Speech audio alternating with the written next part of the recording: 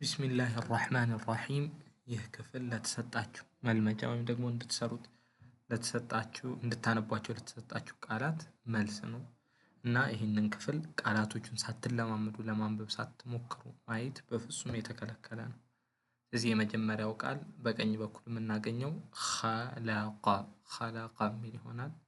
መሀል ላይ ያለው ሰከነ፣ ሶስተኛ ላይ እዛው የመጀመሪያ መስመር ላይ የምናገኘው ወቀበ።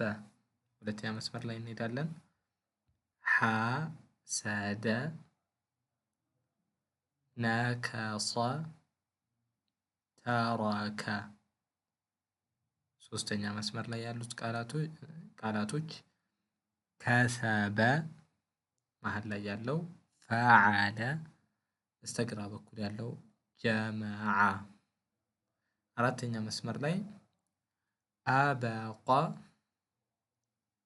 ዘሀበ፣ በዐሰ።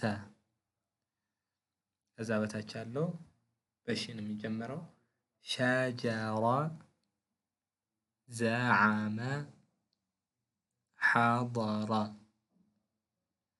መጨረሻ መስመር ላይ የሚገኘው በዟ የሚጀምረው ظለመ፣ ነዘገ፣ በሰጠ።